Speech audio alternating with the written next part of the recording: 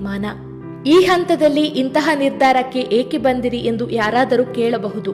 ಆರೋಪ ಕೇಳಿ ಬಂದ ದಿನವೇ ನಾನು ಈ ನಿರ್ಧಾರ ಮಾಡಿದ್ದೆ. ಆದರೆ ಈ ಮುಡಾ ನಿವೇಶನ ಹಂಚಿಕೆಯ ಆರೋಪವನ್ನು ರಾಜಕೀಯ ದುರುದ್ದೇಶದಿಂದ ಮಾಡಲಾಗಿದ್ದು, ಈ ಅನ್ಯಾಯದ ವಿರುದ್ಧ ಹೋರಾಡಬೇಕು, ಅವರ ಸಂಚಿಗೆ ನಾವು ಬಲಿಯಾಗಬಾರದು ಎಂದು ಕೆಲವು ಹಿತೈಷಿಗಳು ಹೇಳಿದ ಕಾರಣಕ್ಕೆ ನಿವೇಶನ ವಾಪಸ್ ಮಾಡಬೇಕೆಂಬ ನಿರ್ಧಾರವನ್ನ ಕೈಬಿಟ್ಟಿದ್ದೆ.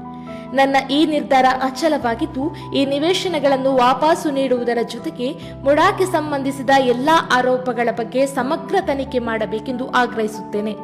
ಕೊನೆಯದಾಗಿ ಎಲ್ಲ ರಾಜಕೀಯ ಪಕ್ಷದ ನಾಯಕರು ಮತ್ತು ಮಾಧ್ಯಮ ಕ್ಷೇತ್ರದ ಬಂಧುಗಳಲ್ಲಿ ನನ್ನ ವಿನಮ್ರ ವಿನಂತಿ, ದಯವಿಟ್ಟು ರಾಜಕೀಯ ಕ್ಷೇತ್ರದಿಂದ ದೂರವಿದ್ದು ತಮ್ಮ ಪಾಡಿಗೆ ತಾವಿರುವ ರಾಜಕೀಯ ಕುಟುಂಬದ ಹೆಣ್ಣು ಮಕ್ಕಳನ್ನ ರಾಜಕೀಯ ದ್ವೇಷ ಸಾಧನೆಗಾಗಿ ವಿವಾದದ ಕಣಕ್ಕೆ ಎಳೆದು ತಂದು ಅವರ ಘನತೆ ಗೌರವಗಳಿಗೆ ಹಾನಿ ಮಾಡಬೇಡಿ. ಇಂತಿ ನಿಮ್ಮ ಪಾರ್ವತಿ.